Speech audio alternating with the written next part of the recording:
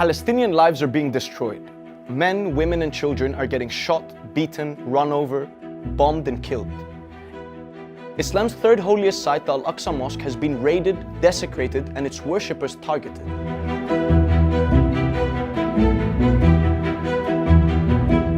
The story today is about the root of this issue, Zionism, a racist political ideology that gave birth to the State of Israel by legitimizing a settler colonial project in Palestine. This theory has turned into practice, and as the Zionist settler colonial project continues to expand beyond repair in the West Bank and Jerusalem, 70 years of occupation and coercive strategies on the ground, veiled by an irrational legal framework, have created a modern state of apartheid and human indignity spilling over onto your feet. They all seem so worried about the Palestinians. There's nothing to worry about. It's terrible.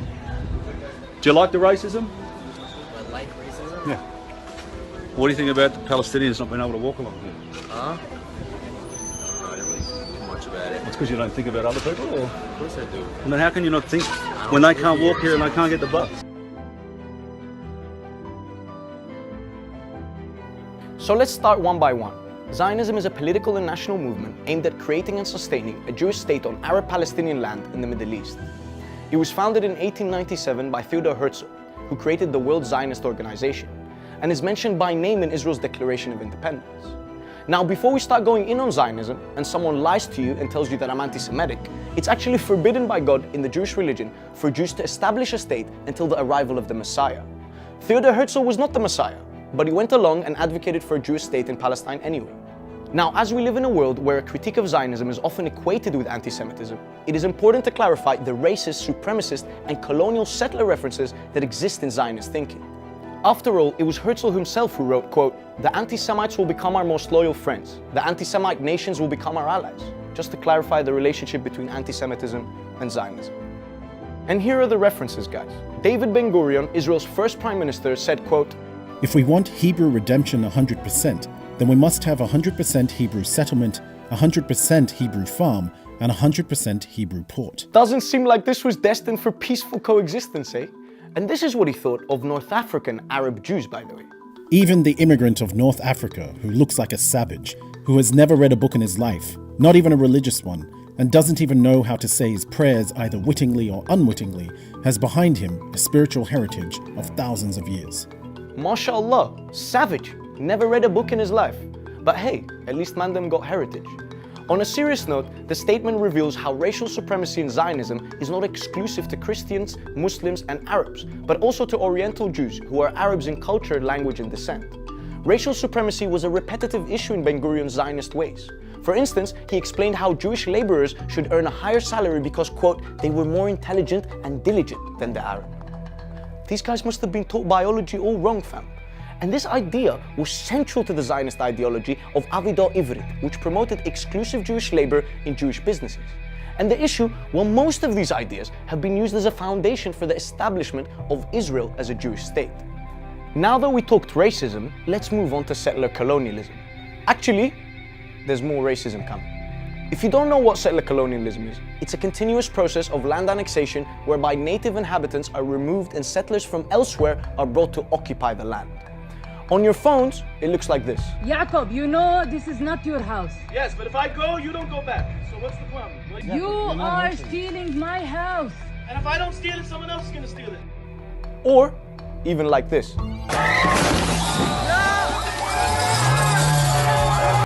And here I think a perfect example is the work of Zionist thinker and poster boy Vladimir Jabotinsky, who wrote The Iron Wall. No, seriously, that's what it was called. I know what you're thinking. We'll get to that later.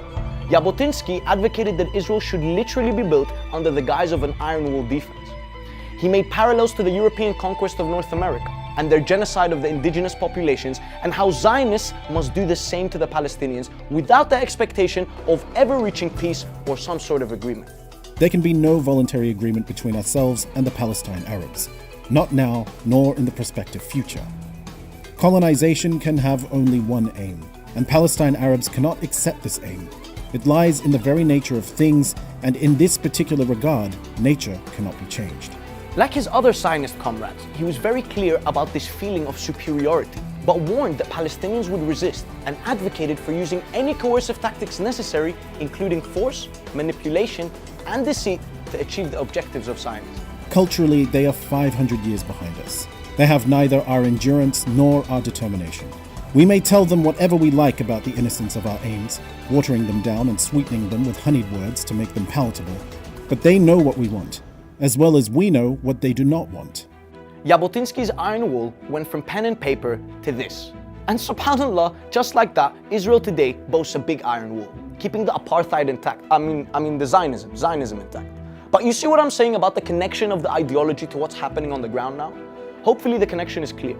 To end this chapter on Zionism, I want to cite a powerful quote that I came across from another prominent Zionist thinker, Ahad Ahaim. He wrote in 1891 a pamphlet dubbed Truth from Palestine. The Jewish settlers treat the Arabs with hostility and cruelty, trespass unjustly, beat them shamelessly for no sufficient reason, and even take pride in doing so. 100 years later, listen to the quote again, look at this footage, and tell me what has changed. And now let's talk about Palestine today. Israel's forceful evictions in the Arab-Palestinian neighborhood of Sheikh Jarrah in East Jerusalem, the storming of the Al-Aqsa Mosque, illegal settlers attacking and killing Palestinians, bombing and laying siege to Gaza, it is all done in the name of Zionism, preserving the hegemony of an exclusively Jewish state and expanding its settler colonial project across the lands. And the worst thing about it is, it's all done in some irrational legal framework. For instance, if we take Jerusalem as an example, we find that if you're a Palestinian living in occupied East Jerusalem, you're subject to 3 legal criteria which can be used to revoke your residency. The first one is Palestinians should not live more than 7 years abroad and must not receive permanent residency or citizenship from another country. Secondly, Palestinians need to prove their center of life is in Jerusalem. And third, Palestinians should not be accused of breaching allegiance to Israel and occupying force. And so even if you don't leave, Israel has made it so that whether you like it or not, they can find a way to displace you. And they have indeed revoked the residencies of more than 14,500 Palestinians in occupied East Jerusalem from 1967, and continue to strive for an absolute Jewish majority in the Holy City. This is not to mention the hundreds of thousands that were displaced since 1948 and the millions of Palestinian refugees who were stripped of their legitimate right to return to their ancestral homelands. And it's not surprising, because if the theories that founded the nation were racist and clear about an ever-expanding settler colonial project, why would we expect this to stop? Or not accept that what used to be a footnote in our vocabulary, which is illegal settlements, were and still are an indispensable part of Israel's very existence? And so, I honestly have a few questions to ask before we blame Zionism for everything. If you are a Muslim Arab leader, what have you done to alleviate the suffering of your Palestinian brethren? Do you accept the idea that Arabs and Muslims are backward savages unable to resist their own plight? Have you succumbed to the idea that Zionists are superior? Is there nothing more to do when Islam's third holiest site is being ransacked? Is the will of your people not enough for you to act? And if you are not Muslim or Arab, do you see any sign of humanity in the treatment of Palestinians that you see on your screens? Anything to be neutral about or unmoved by? What would you do if someone kicked you out of your house and drove over your family and shot your mother and told you that it's all fine because you're a stateless and uncivilized? In 2021, as a global community, can we truly accept this and suffice ourselves with a few tweets? Have dignity and freedom lost all their meaning? Or do some deserve it more than others? As for the Zionists who celebrate fires, call attacks clashes, and bombings of children retaliation, I will leave you with a quote from Ahad Haim. We are used to thinking of the Arabs as primitive men of the desert, as a donkey-like nation that neither sees nor understands what is going around it. But this is a great error. The Arab, like all sons of Sham, has a sharp and crafty mind. Should time come when the life of our people in Palestine imposes to a smaller or greater extent on the natives, they will not easily step aside.